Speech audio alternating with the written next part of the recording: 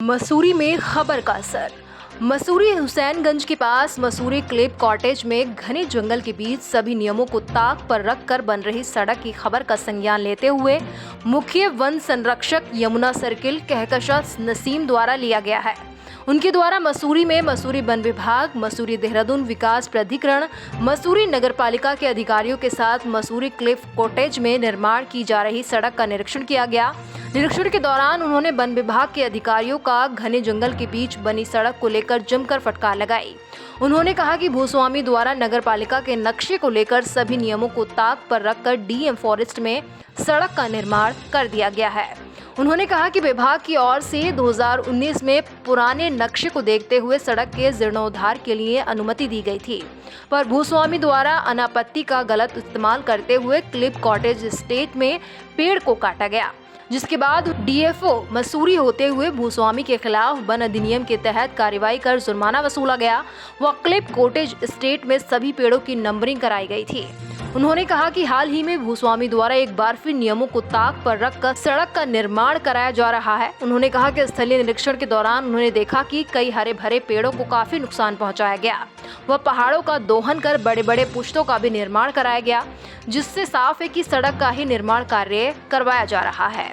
उन्होंने कहा कि पूरा क्षेत्र का सर्वेक्षण करने के बाद निर्माण की गई सड़क की नपाई कराई गई है और जल्द रिपोर्ट तैयार कर भूस्वामी के खिलाफ वैधानिक कार्रवाई अमल में लाई जाएगी।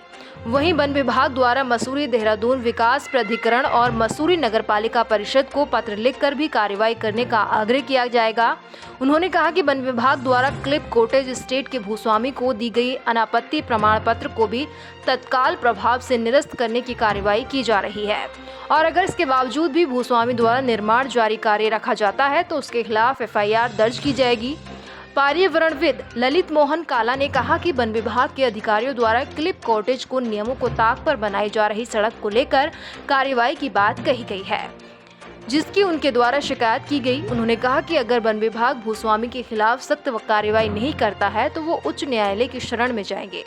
नहीं, इसको सकारात्मक रूप से देख रहे हैं कि शिकायतों के बाद जो है वन विभाग के अधिकारी यहाँ पे पहुँचे, उनके संज्ञान में जो बातें आई, उन्होंने जो प्रत्यक्ष देखा कि जो उन्होंने एनओसी दे रखी थी, सड़क की अनुमति दे रखी थी, उस पर विशेष वार्ता हुई और उस एनओसी का का पूरी तरह से उल्लंघन किया गया है।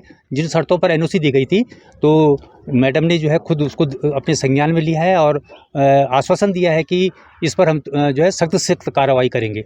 और हमने स्पष्ट रूप से मैडम से भी कह दिया है, यदि हमको जो है कुछ इसमें सकारात्मक कार्रवाई का नहीं लगेगा तो हमको न्यायालय की शरण में जाना पड़ेगा। ये क्लिफ कॉटेज एस्टेट जो है यहाँ पे हैम्पटन कोर्ट के नीचे एक एरिया है। ये डीन फॉरेस्ट एस्टेट में इनलिस्टेड है। इसमें कुछ विभाग की तरफ से 2019 में एक एनओसी दी गई थी पुराने मार्ग की जीर्णोद्धार की। उस एनओसी पे कुछ पहले पेड़ कटे थे, जिसकी वजह से पेड़ कटने के बाद इस पूरे स्टेट में पेड़ों की नंबरिंग हुई थी और उसमें इन लोगों के ऊपर जुर्माना और बाकी केस इशू करके उनके ऊपर जुर्माना बाकी कार्रवाई वैधानिक की गई थी। अब ये नए तरीके से फिर से इनका कंस्ट्रक्शन 19 के बाद से 2-3 साल के बाद से इनका फिर से शुरू हुआ है, जिसमें जब यहाँ पे मैं आई यहाँ पे इंस्पेक्शन के लिए तो देखा मैंने कि बहुत ज़्यादा पेड़ों की को क्षति कहीं कहीं पर ज़्यादा ही पहुँचाई गई है। पुश्ते भी बहुत ज़्यादा लगाए गए हैं, जो कि एक नए रोड के कंस्ट्रक्शन को इंगित करते हैं।